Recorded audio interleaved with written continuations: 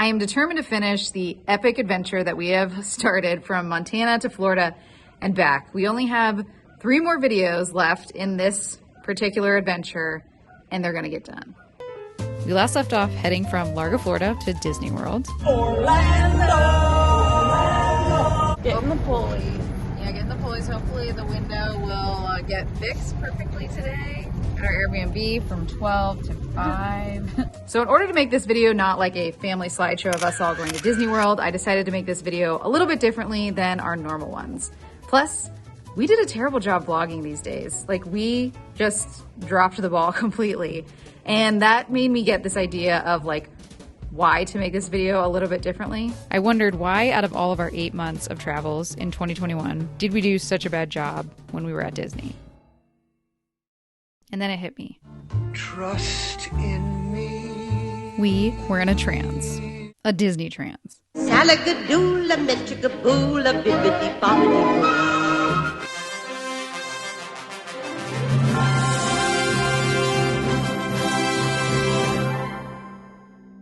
So I thought about this for a while, maybe a little too long, and I came up with 4 reasons why I believe Disney was able to suck us in and make us completely forget what we were doing.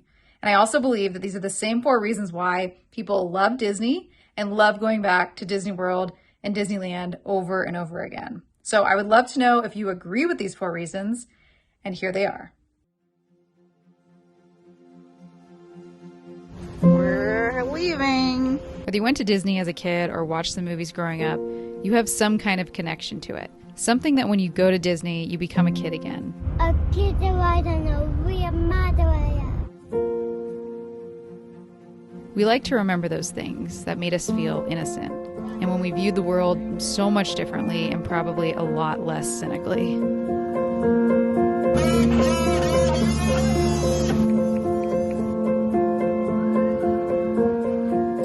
To continue our obsession with the World's Fair, check out this. Carousel of Progress.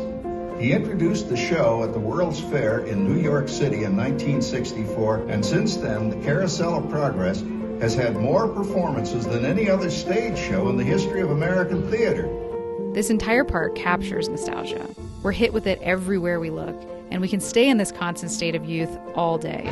We're so excited for Hero Buzz. Researchers used to consider nostalgia a mental disorder, by the way, but now have found that nostalgia actually has psychological benefits. When engaging in nostalgic reflection, people report a stronger sense of belongingness. They describe their lives as more meaningful because it connects them with their past self to their present self.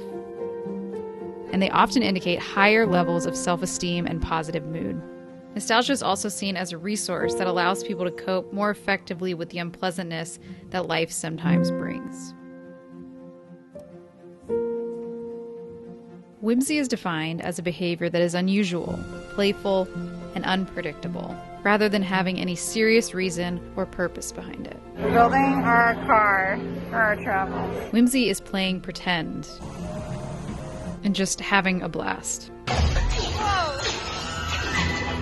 And I really like this quote from Donald Miller.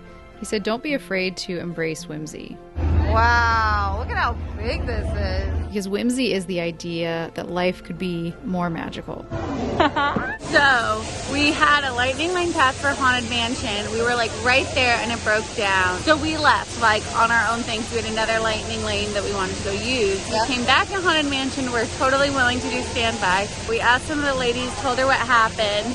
And she totally brought us in through the back. Through the back door. It was like a Right onto the ride. Disney and her name, miracle. a magical moment. Oh, that's what they call it. Magical moment.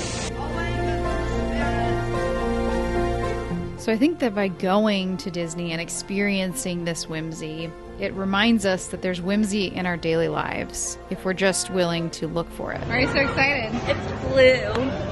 What? And I think the trick is, once we get that spark of whimsy, try not to let it fade.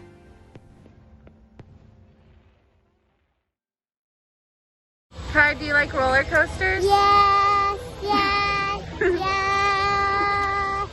Roller coasters, pirates, space. I mean, it's got it all. And we're up and down. Up and down.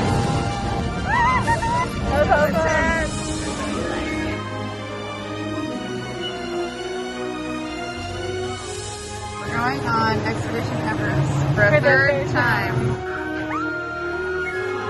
We would totally do it Let's again. do it again. Okay. I think the reason why we really love a thrill is that it gives us a sense of being different from our daily routine. Day to day, we can't replicate the feeling that we get when we're mid-ride and our stomach is dropping. And while it can be scary, I think we ultimately love thrill because it's different. It gets us out of our head and into our bodies.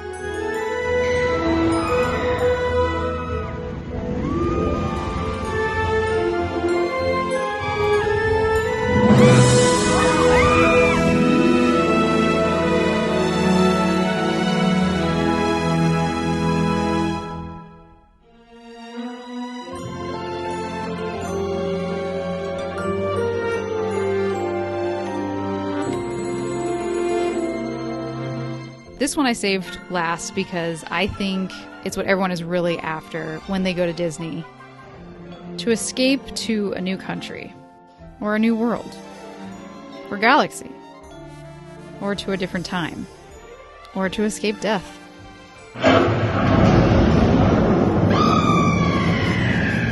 Or more importantly, escaping your normal eating routine. Wow. Somebody found churros. And I'll finish with this quote from Dr. Oliver Sacks, where he's explaining the need for escape.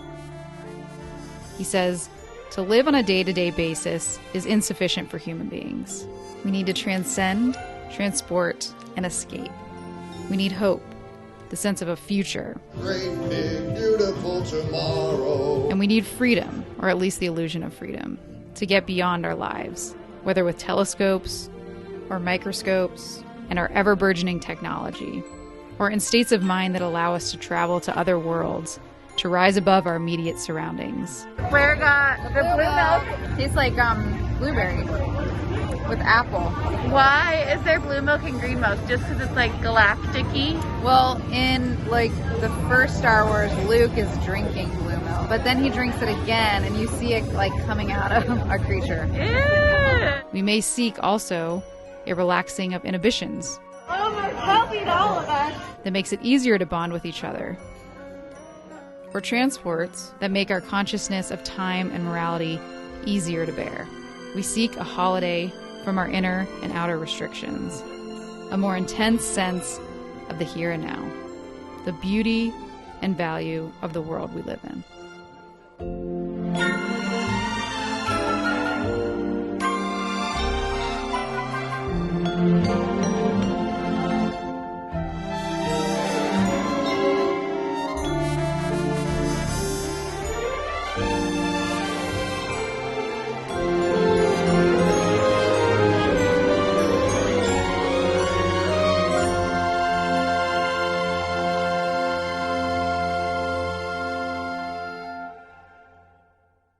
Currently discussing how our car has become a child, and it's a female, and we feel bad when we leave her all day. know. Look at how cute she is. She's so cute. She's just been waiting for us. Yeah. So we just finished our last, what would you call it? Park of Disney World. How many steps? 30,000 steps today. We're going to do a list of all of them. How many days? The biggest. Today was the biggest. Animal Kingdom, my first time at Animal Kingdom, and it's great. My second. Underrated park. Oh, The totally safari underrated. was awesome. Caitlin's mom planned the entire trip, and it was planned perfectly. But- We had 3 days on, 2 days off, True. 2 days on again, True. and it was in great order because my feet would have been, well, they're already killing me, but they would have been really, really bad. Also, shout out to Allie, Wish Upon a Planner. Ooh. Best money I ever spent. Lays out the whole day, how you should do it, what order you should do things in. Super helpful. We thought it was Caitlin this whole time, but now she just gave away her My cover's secret. blown. Yeah, Alright. it was great. Yeah, nothing It was a else. very magical 7 days.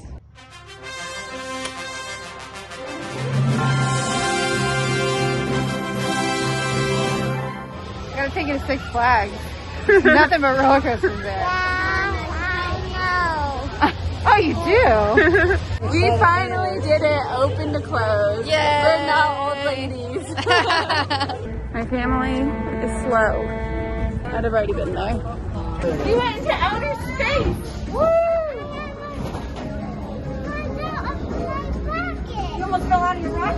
a good hold on you. Good morning to you.